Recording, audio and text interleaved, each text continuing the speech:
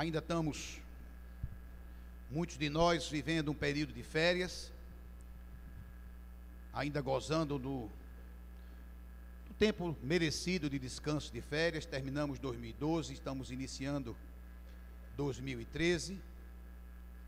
Alguns ainda estão em 2012, ainda estão de férias, e para muitos o ano só começa, às vezes, até depois do carnaval. Mas para alguns o ano já começou. E de qualquer forma é um tempo de avaliação. Estamos num tempo de transição entre o fim de um ano e o início de um novo ano. E normalmente nós, ao terminarmos um ano e iniciarmos o outro ano, nós fazemos um balanço do ano que passou, avaliando as perdas, os ganhos, os acertos, os erros, e projetando para o ano seguinte aquilo que a gente busca, a gente quer, os nossos sonhos, pedindo a Deus que Ele realize aquilo que a gente tem sonhado tanto. É mais ou menos assim que todos fazemos. E o que nós percebemos quando a gente faz uma avaliação verdadeira, real, do ano que passou, é que para muitas pessoas houve inclusive progresso financeiro, houve progresso na dimensão física, na dimensão real, mas por dentro parece que as coisas não foram tão boas. A sensação é de que as coisas estão muito boas por fora, mas por dentro as coisas não foram tão boas quanto pareciam ser. Apesar da gente melhorar nossa estética, nossa plástica por fora, fruto de uma ascensão social, o Brasil está vivendo uma época onde as pessoas estão ganhando mais, consumindo mais e, entre aspas, melhorando a sua vida. Mas o que nós temos visto, na verdade e na prática, é que esta melhora por fora não tem traduzido numa qualidade de vida dentro. O que temos visto é a estética bonita, mas os corações quebrados, e os consultórios dos psiquiatras lotados, e os antidepressivos, remédios para depressão, medo, ansiedade, tomando conta de nossas farmácias, apesar de que por fora estamos todos esteticamente mais bonitos, mais ricos, mais influentes, mais conhecedores, mas por dentro não estamos tão bem assim. E o que nós vamos tentar conversar esta noite é exatamente isso, a inversão de prioridades do cristão. Qual deve ser a verdadeira ambição do cristão? E é por isso que muita vida tem dado errado. Não porque está ambicionando melhoria de vida, não. Mas pela inversão de prioridades. O que é que tem colocado na frente? A gente tem procurado, de forma insistente, os bens materiais, onde a palavra de Deus nos diz que nós devemos procurar prioritariamente os valores espirituais. O que está acontecendo é exatamente uma inversão disso. Nós estamos buscando crescer materialmente e quando dá tempo, nós vamos buscar os valores espirituais. Quando vamos? Quando vamos?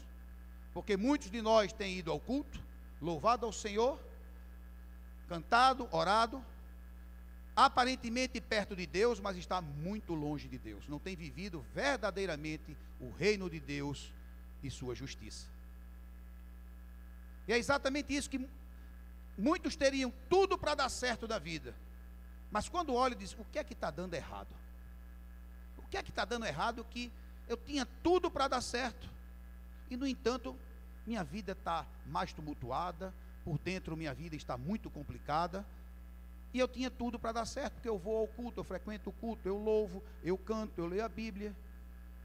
Mas às vezes a gente pensa que está perto de Deus, mas no entanto está muito longe de Deus. Estamos perto da igreja, às vezes dentro de um templo, mas longe de Deus, porque não estamos priorizando a ambição verdadeira que o cristão deve ter, que é buscar em primeiro lugar o reino de Deus e sua justiça, para depois todas as coisas serão acrescentadas. Essa é a sequência de prioridades da ambição cristã, mas nós temos invertido isso.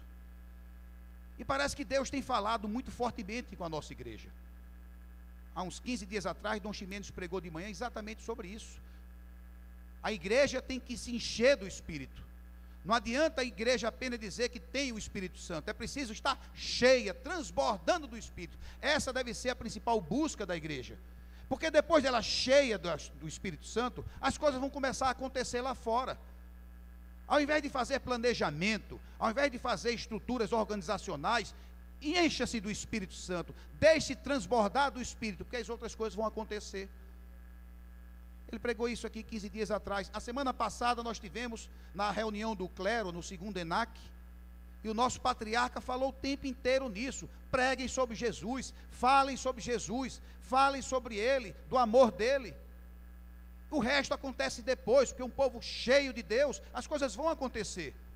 Não adianta falar do resto se eu não estou cheio de Deus. Não adianta falar de perdão se eu não me sinto perdoado. Não adianta eu falar de amor se eu não me sinto amado por Deus. Não adianta falar de misericórdia se eu não me sinto Deus me perdoando. Não adianta. Primeiro vamos nos encharcar verdadeiramente desse amor de Deus, para depois as coisas acontecerem. É o que Jesus está dizendo aí, queridos. Buscai, pois. Isso é o próprio Jesus que diz no Sermão da Montanha. Buscai, pois, em primeiro lugar, esta deve ser a prioridade da ambição cristã, o reino de Deus e sua justiça. E depois disso, todas as coisas lhe serão acrescentadas. A prioridade cristã tem que estar aí. Buscar o reino de Deus e sua justiça, queridos, é fazer com que Jesus governe as nossas vidas. Buscar o reino de Deus é dizer: Senhor, Tu és o Senhor de minha vida, Tu é quem governa a minha vida, eu ando sob o Teu governo, sob o Teu poder, sob o Teu comando, não é a minha vontade, é a Tua vontade. Isso é andar com Jesus, é deixar que Jesus governe minha vida, sua vida, com todas as bênçãos e com todas as exigências, sem meio termo. Jesus governar a minha vida e a sua, tem um caminhão de bênçãos, porque Ele derrama a graça, eu me sinto amado, eu me sinto acolhido, e a gente precisa tomar posse disso. A igreja precisa tomar posse da graça.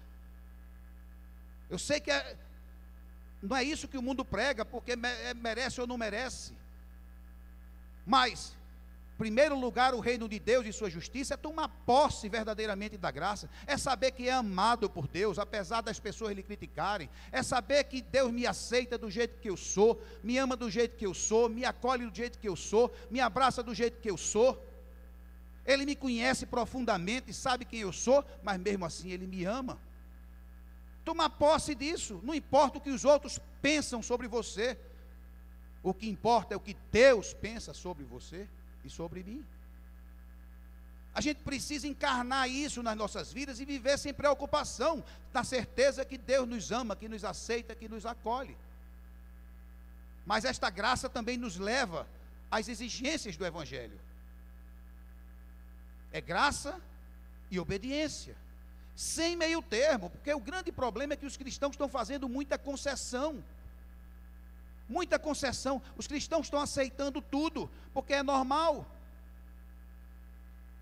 Mas, queridos, aceitar o governo de Jesus é aceitar as bênçãos e as suas exigências, sem nenhum meio termo, sem nenhuma relativização. Ah, mas isso é relativo. Não é não. A palavra é uma só. É preto ou branco. A porta é estreita ou larga. É frio ou quente, não tem uma terceira via. Portanto, aceitar o governo de Jesus, que o Senhor seja prioridade em nossas vidas, é aceitar que Jesus governe em nossas vidas. Ele é quem comanda, Ele é o nosso Senhor, e Ele é nosso Salvador. A partir daí, queridos, temos que andar conforme as exigências dEle, ou precisamos, porque aquele que recebe a graça naturalmente busca obedecer. Eu não recebo a graça porque eu obedeci, mas depois de eu receber a graça, eu vou obedecer. Sabe por que eu vou obedecer? Porque vai fazer bem. As exigências são boas para mim. Não está relativizando. Não é bem assim, a palavra não é bem assim, é assim. Não adianta vir com meio termo. Há poucos dias eu fui arguído, e tenho sido arguído pelas pessoas sobre esse livro que está aí, o grande best-seller do momento, 50 tons de cinza. Olhe, é o livro talvez mais lido e mais vendido no Brasil, um dos livros mais vendidos do mundo. E aí algumas pessoas me procuraram perguntando assim: pastor, o que é que o senhor acha se eu devo ler? Eu posso ler como cristão este livro? A primeira coisa que eu fiz foi: eu vou pesquisar, eu não conheço o livro. E não precisa muita pesquisa para descobrir o que é o livro. Aliás, se você lê a própria capa do livro, a contracapa do livro, ele diz que o próprio autor conta um resumo, uma sinopse, dizendo que trata-se da história de um homem atormentado por demônios do passado e consumido por necessidades de controle. É a história de um homem que é controlado por demônios. Então não precisa a gente ler muito livro para ver que trata-se de um livro de sadomasoquismo, de um livro onde o sexo é desregrado, o sexo é violento e extremamente humilhante. Extremamente humilhante. E aí a pergunta: é pecado ler o livro? Pode ser e pode não ser, vai depender do seu coração. Vai depender do seu coração. Vai depender da sua motivação. Mas sendo pecado ou não, o que importa é que a palavra de Deus diz o seguinte em Filipenses: finalmente, irmãos, olha o que Paulo diz: finalmente, irmãos, tudo que é verdadeiro, tudo que é respeitável, tudo que é justo, tudo que é puro, tudo que é amável, tudo que é de boa fama, se alguma virtude há e algum louvor existe, seja isso que ocupe o vosso pensamento. É isso que o apóstolo Paulo diz. Você vai terminar sendo aquilo que você bota para dentro. Se você bota para dentro verdade, respeitabilidade, justiça, amor, pureza, boa fama, amém, é isso que você vai lhe dominar. Mas se você coloca sexo desregrado, se você coloca violência, se você coloca humilhação, é isso que vai controlar a sua vida. Você é o que você coloca para dentro. Se é pecado ou não é pecado, depende. Eu posso ler, eu não posso ler, problema seu. Agora, as consequências, assuma os riscos das consequências, porque é assim. É assim. E o próprio apóstolo Paulo, e quando eu peguei o livro, eu comecei a ver algumas coisas, as sinopses, lendo. Aí ele fala sobre vida desregrada, devassidão, libertinagem. Aí eu fui para o dicionário. Vida desregrada de devassidão, libertinagem é prostituição. A gente pensa que prostituição é apenas estar ali na rua, nessa Conselheira Guiar à noite. Não é não, queridos. Tem várias dimensões da prostituição. Uma vida desregrada de devassidão, libertinagem, é prostituição. Falta de impureza, mácula, é o pecado da impureza. O livro é um livro completamente devasso. Ele transborda luxúria, que é o pecado da luxúria. Então, quando você vai para a carta aos Gálatas, a carta aos Gálatas do apóstolo Paulo, veja que coincidência. Ele diz assim: digo, porém, andai no Espírito e jamais satisfareis os desejos da carne. Porque a carne milita contra o Espírito, e o Espírito milita contra a carne, porque são opostos entre si, para que não façais o que porventura seja do vosso querer. Cuidado. Não brinque com o pecado, é isso que ele está dizendo. Não brinque com sua natureza. O problema não está no livro, o problema está em mim. O problema não está no que o livro escreve, o problema está na minha natureza, que anseia por essas coisas. E é isso que o apóstolo Paulo está dizendo. Mas se sois guiados pelo Espírito, estáis sob a lei. Ora, vejam bem o que ele começa a dizer: as obras da carne são conhecidas e são, olha as três primeiras obras da carne: prostituição, impureza e lascívia. São as três. Aí ele continua falando das outras: ciúmes, ira, discórdia, dissensões, facções, inveja. Mas vou parar nas três primeiras: prostituição, impureza e lascívia. É o livro. o livro. E Paulo diz na carta aos Romanos, capítulo 8, ele diz assim, a partir do verso 5: porque os que se inclinam para a carne cogitam das coisas da carne, mas os que se inclinam para o Espírito, das coisas do Espírito. Porque o pendor da carne dá para a morte, mas o do Espírito para a vida e paz. Eu acho lindo isso, para a vida e paz. O pendor do Espírito dá para isso, vida e paz. Tem muita gente que não tem paz e não sabe por quê. Por isso o pendor da carne é inimizade contra Deus, pois não está sujeito à lei de Deus, nem mesmo pode estar. Portanto, os que estão na carne não podem agradar a Deus. Pastor, eu posso ler? E é pecado? Depende. Agora você faz escolhas. Você é adulto, você é adulta. E suas escolhas vão ter consequências na sua vida. Você faça. Mas nós podemos e vivemos fazendo pequenas concessões, achando, mas pastor, todo mundo lê. O mundo inteiro está lendo. As pessoas estão botando debaixo do braço e se sentindo poderosas. O mundo inteiro lê. Quem disse a você que você é do mundo? Nós estamos no mundo, mas fomos apartados pelo sangue de Jesus. Nós não estamos mais no mundo, nós não somos mais do mundo. O mundo todo lê, é verdade, mas nós não precisamos ler porque nós não estamos no mundo. O mundo faz, mas eu não. O mundo vive dizendo para você: faça, você pode, você merece, não tem nada demais, todo mundo faz, qual é o problema? Dê vazão aos seus desejos, dê vazão aos seus apetites. Você está com vontade? Faça. Não ligue porque os outros falam, não é assim? O mundo diz isso para mim e para você. Mas aí Jesus diz o quê? Negue-se. Por enquanto que o mundo diz, faça, não tem problema, você não deseja, não é desejo seu. Aí Jesus diz, negue-se. Submeter-se ao governo de Jesus é negar-se a si mesmo. Se alguém quer vir após mim, a si mesmo se negue, tome sua cruz e siga-me. Portanto, quem quiser salvar a sua vida, perdê-la-á. E quem perder a sua vida por causa de mim, ganhará. Você faz escolha. E Jesus não tem teologia não, Jesus é direto.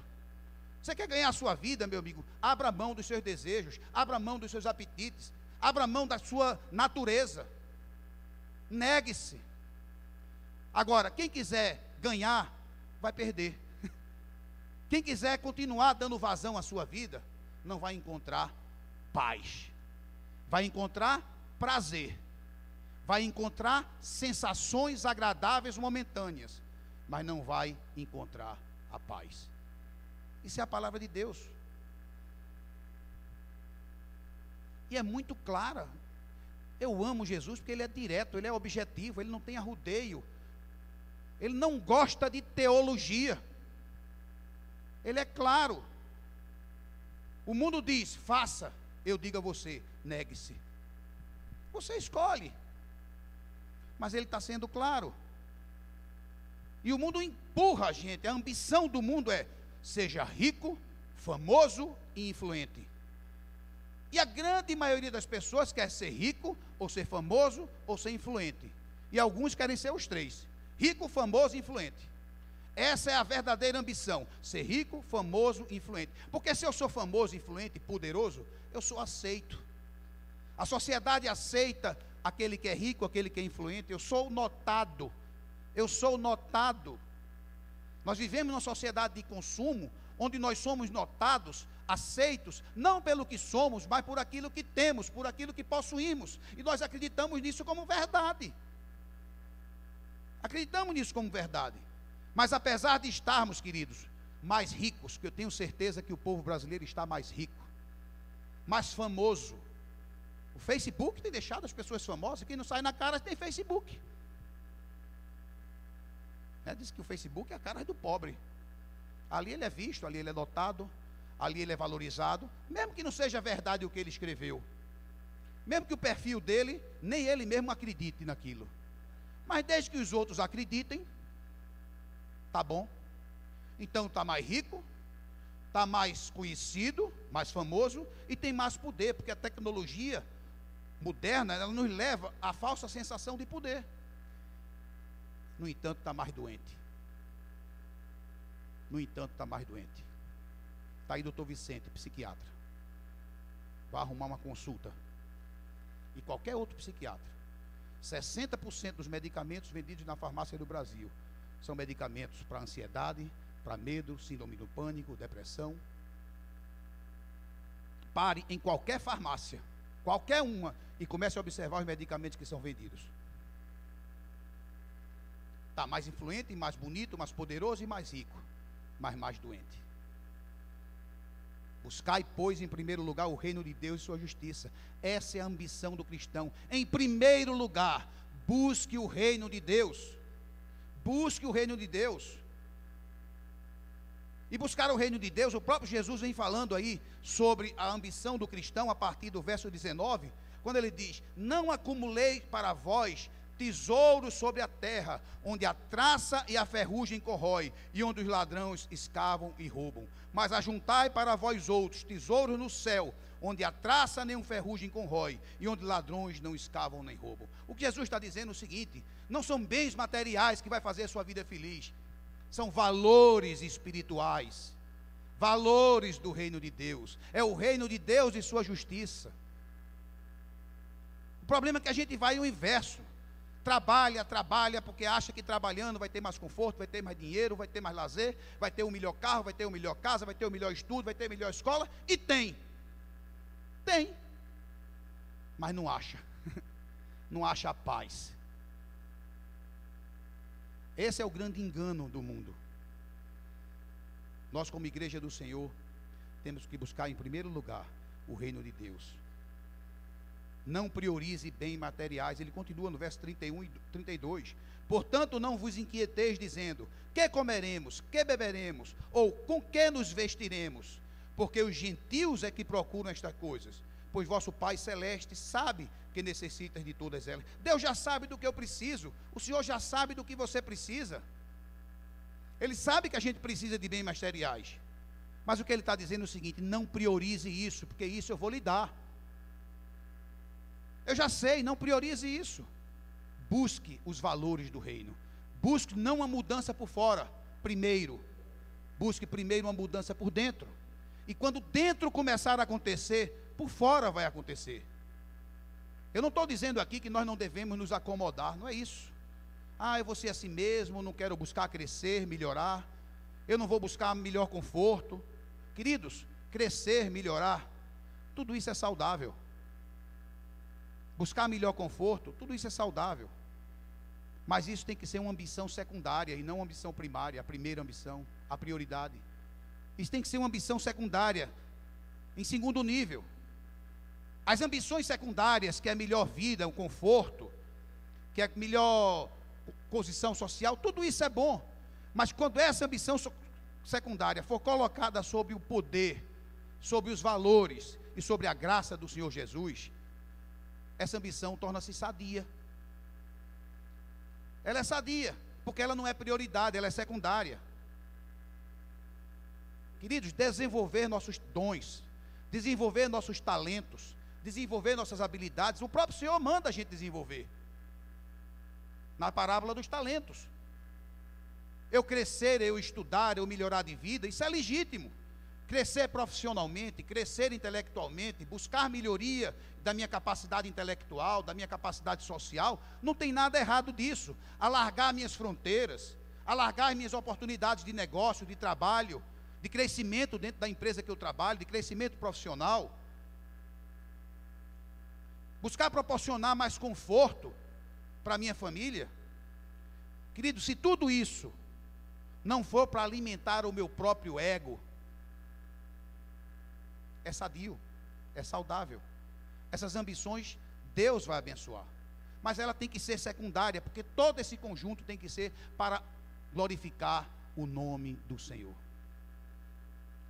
Tudo tem que ser para a glória dele.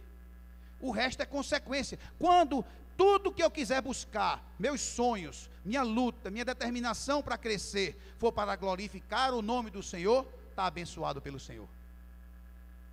quando for para glorificar o meu próprio ego, para eu ser o bom, o tampa, o vaidoso, para o meu poder, para a minha influência, não é abençoado pelo Senhor.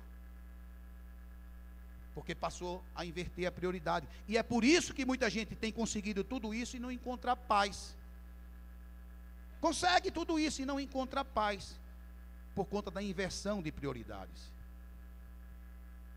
Quando o reino de Deus, queridos, se instalar na sua vida e na minha vida, quando os valores do reino, quando Jesus governar verdadeira a minha vida, e eu passar a usufruir da graça dele, a graça ser a minha prioridade, e as exigências do reino, eu correr atrás dela, todo o resto da minha vida vai ser afetada.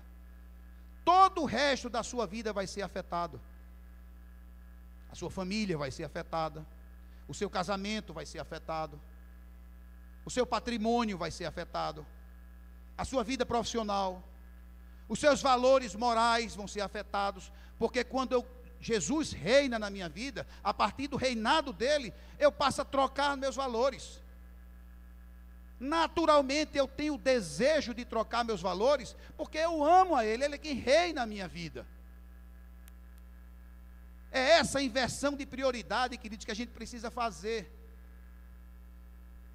Busque crescer em 2013. Sonhe, mas que seja para glorificar o nome do Senhor.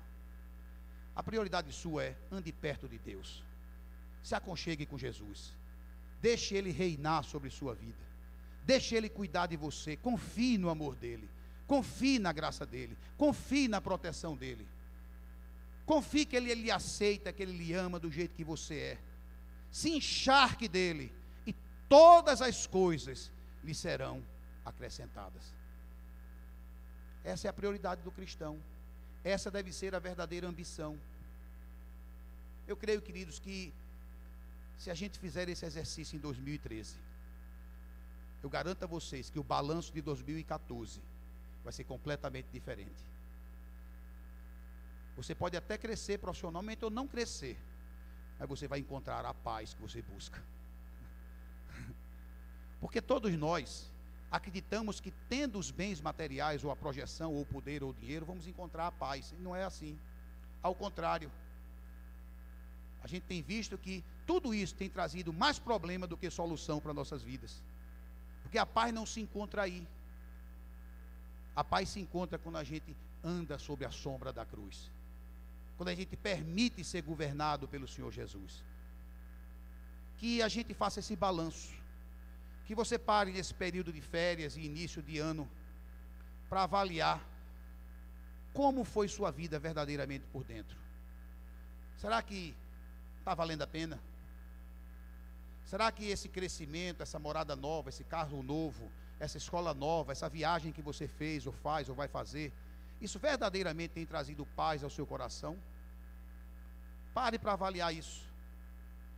Buscai em primeiro lugar o reino de Deus e sua justiça, e todas essas coisas lhe serão acrescentadas. Inverta a prioridade, meu irmão e minha irmã. Inverta a prioridade. E depois colhe as bênçãos. Colhe as bênçãos, porque isso vai acontecer. Nós vamos cantar um louvor. Um louvor onde eu queria que toda a igreja cantasse esse louvor, mas em espírito de oração, em espírito de comunhão com o Senhor. Que a gente cantasse esse louvor, não de forma mecânica, da boca para fora, como eu falei quarta-feira na oração, não da boca para fora, mas que a mente e o coração participem deste louvor.